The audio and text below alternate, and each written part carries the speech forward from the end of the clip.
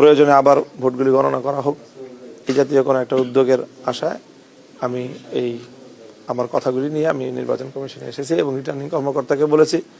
উনি বললেন এটা সচিব মহোদয়ের সাথে কথা বলতে, আমি সচিব মহোদয়ের সাথে কথা বললাম। গণভোটের যে ব্যালটটা, গণভোটের সেই ব্যালটে সিল মারার জায়গা কিন্তু হা এবং না যেখানে লেখা, সে হা না আর উপরে না, ঠিক তার ডান দিকের ঘরে হা না লেখা সিল মারার জায়গা। তো স্বাভাবিকভাবেই মাস পিপল ভোটাররা যারা, তারা এত তো খুঁটিনাটি করতে পারেন নাই।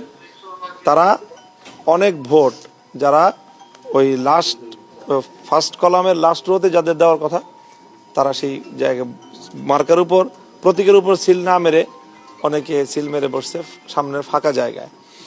তো সেই ধরনের ভোট মির্জা আব্বাস সাহেবের ক্ষেত্রে এটা ভ্যালিড বলে গণ্য করা হয়েছে, কিন্তু আমার আসনে সেই ভোটগুলো বাতিল করা হয়েছে এবং সেটা অ্যামাউন্টটা খুব ছোট না।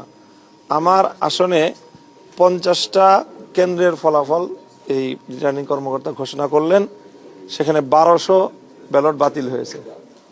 তো সেই হিসাবে আমার ধারণা, যদি 138টা কেন্দ্র, আমার 138টা কেন্দ্রে যদি এই হারে ব্যালট বাতিল হয়ে থাকে, তো সেটা হয়ে যাবে 3000-এর উপরে, 3500-এর মতো।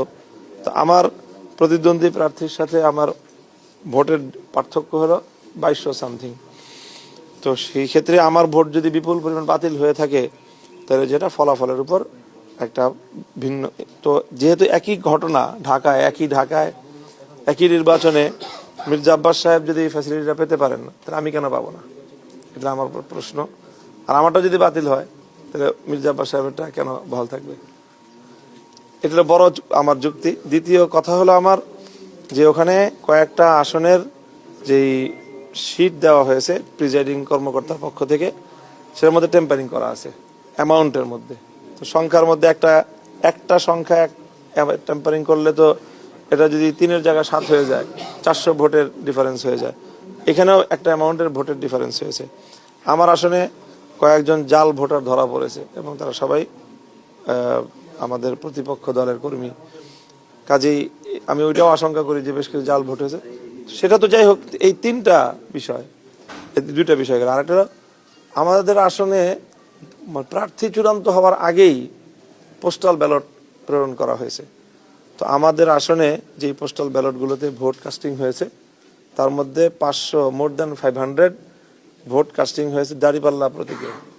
কারণ তখনও তো প্রতীক নির্ধারণ হয় নাই, প্রার্থী নির্ধারণ হয় নাই, এর আগে ব্যালট দিয়ে দিয়েছেন। এখন এরপরে আমাদের ওখানে জোট হয়েছে, সেখানে প্রার্থী নির্ধারণ হয়েছে, প্রতীক বরাদ্দ হয়েছে। তো প্রতীক বরাদ্দ দেওয়ার আগে কেন ব্যালট দেওয়া হলো, সেটার লায়াবিলিটি কেন আমরা নিব? সেই জায়গাটা থেকেও যে আমার যে ভোটের অ্যামাউন্ট, যে ডিফারেন্স, সেটা এতগুলি কারণে আমি মনে করি যে এই বিষয়টা নির্বাচন কমিশন এবং রিটার্নিং কর্মকর্তা বা নির্বাচন ব্যবস্থাপনাটাকেই এর কিছু দুর্বলতার দিক জাতির সামনে উন্মোচন করে দেয়। সেই জায়গাগুলো জাতীয়ভাবে যেন সংশোধন হয় এবং সেই সাথে আমার আসনটা নিয়ে আমি যেন সঠিকভাবে এটা মূল্যায়িত হয়। প্রয়োজনে আবার ভোটগুলি গণনা করা হোক, এই জাতীয় কোনো একটা উদ্যোগের আশায় আমি আমার কথাগুলি নিয়ে আমি নির্বাচন কমিশনে এসেছি এবং রিটার্নিং কর্মকর্তাকে বলেছি। উনি বললেন এটা সচিব মহোদয়ের সাথে কথা বলতে, আমি সচিব মহোদয়ের সাথে কথা বললাম। কমিশন সচিব কি আশ্বাস দিলেন? এটা রিটার্নিং কর্মকর্তা বলতেছেন যেটা আমার এখতিয়ারভুক্ত না, এটা নির্বাচন কমিশন বলতে পারবে। নির্বাচন কমিশনের সচিব মহোদয় বললেন এটা আমার এখতিয়ারভুক্ত না, এটা রিটার্নিং কর্মকর্তার এখতিয়ারভুক্ত। নির্বাচন কমিশন কি পক্ষপাতদুষ্ট আচরণ করেছে, আপনার কি মনে হচ্ছে? আমি না, ওই ধরনের কোনো অভিযোগ আমি এই মুহূর্তে করতেছি না, ওটা আলাদা একটা বিষয়। আমি অত বোল্ড সাবজেক্টে এখন এই মুহূর্তে যেতে চাচ্ছি না। আর যে ফলাফল ঘোষণা হয়েছে, আপনি যদি আপনার যে আবেদন সেটি গ্রহণ না করা হয়, আপনি কি ফলাফল মেনে নেবেন? না, আমি এটা ফলাফল মানা প্রত্যাখ্যান করা সবটাই আমাদের আরেকটু ডিসিশনের বিষয়। যেহেতু আমার সুনির্দিষ্ট একটা অভিযোগ এবং খুবই অভিযোগটা যুক্তিযুক্ত এবং অ্যামাউন্টটাও খুবই একটা গুরুত্বপূর্ণ, এই সব কারণে এখানে প্রশ্নটা আসলে একটু জটিল। ওভারঅল আমরা সারা দেশের বিষয়ে এত জটিলভাবে বলছি না কথা। কিন্তু আপনি তো কমিশন যেহেতু কোনো ধরনের সিদ্ধান্তের কথা আপনাকে বলেনি, দায় একজন আরেকজনের উপর চাপাচ্ছে, সেক্ষেত্রে আপনার এই দাবিটা প্রতিষ্ঠা করার জন্য কি লিগেল কোনো ফরম্যাটে যাবেন কিনা, গেলে কি ধরনের ফরম্যাটে যাবেন? এই মুহূর্তে লিগ্যাল ফরম্যাটের বিষয়ে আমি কথা বলতে পারছি না, লিগ্যাল ফরম্যাটের কথা চিন্তাও করছি না। আমরা আশা করছি যে এই বিষয়টা যেহেতু খুব এখানে এমন একটা দৃষ্টান্ত সামনে চলে আসছে মির্জা আব্বাস সাহেবের, তো যদি সেই ফরম্যাটে তারা সিদ্ধান্ত নেন আলোচনা করে যে না ভোট এটা বাতিল হওয়ারই মতো, সেই ক্ষেত্রে আমরা এটা নিয়ে আলোচনা করতে হবে লিগ্যাল ফরম্যাটে যাওয়ার জন্য। আপনার কাছে কি মনে হয়? আপনি বলছিলেন নিচে যে প্রিজাইডিং অফিসার যে ভুল স্বাক্ষর বলছিলেন, আবার বললেন মির্জা আব্বাসের ক্ষেত্রে ফাঁকা করে সিল দেওয়ার পরে ওনার টাকা আউট হয়েছে, আপনারটা হয়নি। তো সিইসি বলছে যে এবারে নির্বাচন অন্য দেশের ইতিহাসে অন্যতম একটি সেরা নির্বাচন হয়েছে। আপনার দৃষ্টিতে কেমন হয়েছে?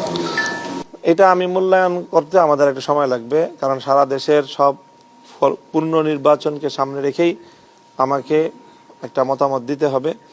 আমরা প্রাথমিক মতামত দিয়েছি যে নির্বাচনে সহিংসতার যে আশঙ্কা করা হয়েছিল সেই সহিংসতাটা হয় নাই, এটা একটা বড় সফলতা। মানুষের মধ্যে ভোট দেওয়ার প্রতি একটা ব্যাপক উৎসাহ দেখা গিয়েছে, এটা একটা বড় সফলতা। বাংলাদেশের রাজনীতিতে একটা স্থিতিশীলতা আসা দরকার ছিল, নির্বাচনটা হওয়া দেশের জন্য একটা সফলতা।